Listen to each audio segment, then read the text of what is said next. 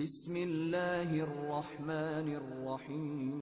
شب برات، چونکہ اس رات میں اللہ کی رحمت سے لاتعداد انسان دوزخ سے نجات اور چھٹکارا حاصل کرتے ہیں، اس لیے اس رات کو شب برات کہا جاتا ہے۔ اللہ رب العزت نے اپنے محبوب کی امت کو کچھ ایسی راتیں عطا کی ہے جو اللہ کی رحمتوں، برکتوں اور عنایت کی نوید سعید لے کر آتی ہے۔ شہزادی رحمت اللہ علیہ نے کیا خواب کہا تھا کہ رحمت حق بہانے میں جاوید یعنی اللہ رب العزت کی رحمت اپنے بندوں کی بخشش کے بہانے تلاش کرتی ہے۔ یہ عظیم اور بابرکت راتیں اللہ کی رحمت کے حصول کی بہانے ہی تو ہیں۔ ان بابرکت راتوں میں سے ایک رات شب برات ہے۔ شب برات کا مطلب ہے نجات اور چھٹکارے کی رات، چونکہ اس رات میں اللہ کی رحمت سے لاتعداد انسان دوزخ سے نجات اور چھٹکارا حاصل کرتے ہیں، اس لیے اس رات کو شب برات کہا جاتا ہے۔ شب قدر کے بعد یہ رات تمام راتوں سے زیادہ بابرکت رات ہے۔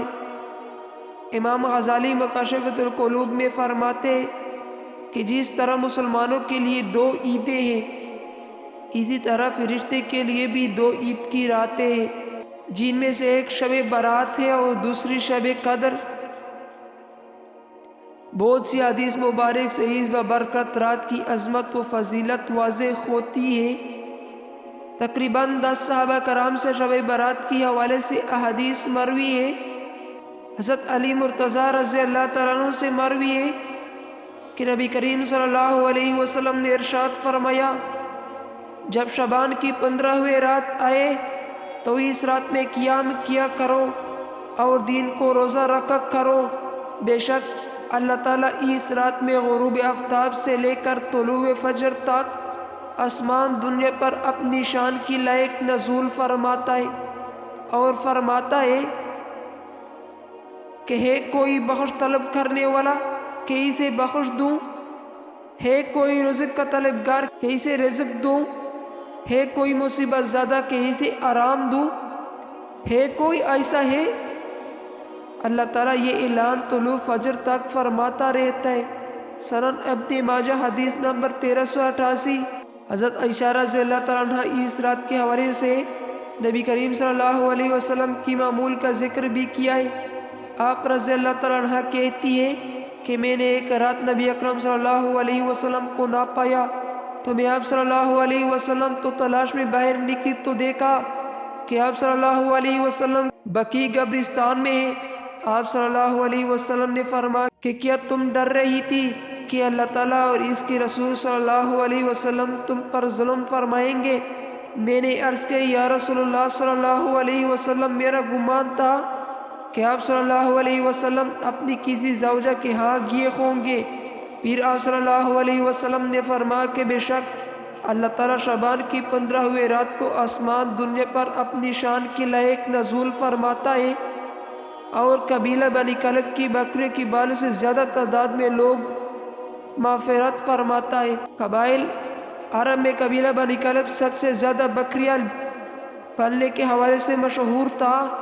اس مقام پر قبیلہ بنی کلب کی بکریوں کا ذکر یہ واضح کرنے کے لیے کیا گیا کہ جس طرح قبیلہ بنی کلب کی بکریوں بال گننا ناممکن ہے، اسی طرح اللہ تعالیٰ اتنے افراد کو جہنم سے آزاد فرماتا ہے جنہیں احاطے شمار میں لانا ناممکن ہے۔ اس طرح نبی اکرم صلی اللہ علیہ وسلم نے ایک مقام پر اس امر کا ذکر فرمایا کہ اس رات میں اللہ تعالیٰ کتنے لوگ کو جہنم سے آزاد فرماتا ہے اور کون سے ایسے لوگ ہیں جو اس عظیم رات میں بھی اس کی رحمت سے محروم رہتے۔ حضرت عائشہ رضی اللہ تعالیٰ عنہ سے مروی ہے کہ نبی اکرم صلی اللہ علیہ وسلم نے فرمایا، میرے پاس جبرائیل آئے اور کہا کہ شعبان کی 15ویں رات کو اللہ تعالیٰ اتنا لوگوں کو جہنم سے آزاد فرما دیتا ہے جتنے قبیلے بنی کلب کی بکریوں کی بال ہیں، مگر مشرک، دشمنی رکھنے والے، خطہ تلقی کرنے والے، بطور تکبر لٹکانے والے، والدین کی نافرمان اور عادی شرابی کی طرف نظر رحمت نہیں فرماتا۔ مندرجہ بالا حدیث میں مذکور محروم افراد کے علاوہ دیگر احادیث میں ایسے مزید افراد کا ذکر ملتا ہے جو اس ببرکت رات میں بھی اللہ کی رحمت سے محروم رہتے۔ مختلف احادیث سے پتہ چلتا ہے کہ تقریباً 10 قسم کی افراد ہیں جن کی اس ببرکت رات میں بھی بخش و مغفرت نہیں ہوتی۔ ان افراد میں مشرک، کینہ اپنے مسلمان بہن بھائیوں سے دشمنی رکھنے والا، عادی شرابی، عادی زنی، کسی کو نہ حق قتل کرنے والا، والدین کا نافرمان، قطع تعلقی کرنے والے، بطور تکبر اور چغلی کرنے والا شامل ہے۔ ان تمام حدیث سے اس رات کی عظمت و فضیلت سے آگاہ ہے۔ اس طرح مختلف روایت سے یہ بات بھی ثابت ہے کہ اس رات میں انسان کا نام عمل تبدیل ہوتا ہے، جس کا مطلب یہ ہے کہ اللہ تعالیٰ فرشتے کی ہر شخص کے پورے سال کے معاملات صحائف کی شکل میں دے دیتا ہے۔ یہاں یہ حقیقت واضح رہے کہ ہمارے تقدیر میں سب کچھ پہلے ہی لکھ جا چکا ہے۔ اس رات میں صرف 1 سال کی امور نفذ کرنے کے لیے صحائف فرشتے کی سپرد کیے جاتے ہیں۔ اس رات میں ہمیں کیا کرنا چاہیے کہ ہم بھی رحمت باری تعالیٰ کی مستحق قرار پائے، وہ اعمال جنہیں سر انجام دے کر ہم اس رات کی رحمتوں اور برکتوں کے سمٹ سکتے ہیں۔ پیش خدمت ہے۔ نمبر 1، سب سے پہلے اللہ تعالیٰ سچے دل سے توبہ کرے تاکہ ہمارا نام بھی اس رات میں جہنم سے آزاد ہونے والوں کی فہرست میں شامل ہو جائے۔ نمبر 2، باہمی رنجشتوں کو ختم کر کے ایک دوسرے سے معافی مانگے، لیکن یہ بات یاد رہے کہ یہ معافی رسمی نہ ہو کہ ایک میسج ٹائپ کر کے تمام دوستوں اور رشتہ داروں کو سینڈ کر دے اور اس خوش فہمی میں مبتلا رہے کہ ہم تو اپنی ذمہ داری پوری کر دیے، بلکہ کوشش کرے کہ حتی المکان احساس ندامت کے ساتھ سب سے انفرادی طور پر مناسب طریقے سے معافی مانگے۔ نمبر 3، اپنے والدین سے معافی مانگے اور ان کی خدمت کرنے کا پختہ عہد کرے۔ جن کے والدین اس جہان سے فانی سے رخصت ہو چکے ہیں وہ ان کے لیے دعائے مغفرت کرے۔ نمبر 4، اس رات میں قبرستان جانا سنت نبوی صلی اللہ علیہ وسلم ہے، اس لیے اگر ممکن ہو تو قبرستان میں جانے کے اہتمام کرے۔ نمبر 5، بقدر وسعت ذکر و اذکار، درود شریف اور تلاوت قرآن کریم کے اہتمام کرے۔ 3 مرتبہ سورۃ الیاسین اور 7 مرتبہ سورۃ الدخان پڑھے۔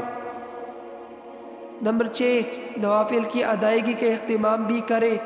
قیام اللیل کی نیت سے کم از کم 8 نوافل ضرور ادا کرے، لیکن یہ بات بھی مد نظر رکھے کہ اگر آپ کی ذمہ قضاء نمازیں ہیں تو ان کی ادائیگی نوافل سے زیادہ ضروری ہے، اس لیے اگر آپ کے ذمہ قضاء نمازیں ہیں تو وہ ادا کریں۔ نمبر 7، نبی اکرم صلی اللہ علیہ وسلم کا فرمان مبارک پر عمل کرتے ہوئے 15 شعبان کا روزہ رکھے۔ نمبر 8، پوری امت مسلمہ کے لیے دعا کرے۔ اگر ہم سچے دل میں مندرجہ بیل اعمال کریں گے تو اللہ تعالیٰ کی رحمت سے امید ہے کہ ہمارے نام بھی اس رات میں جہنم سے آزاد ہونے والا میں شامل ہو جائیں گے۔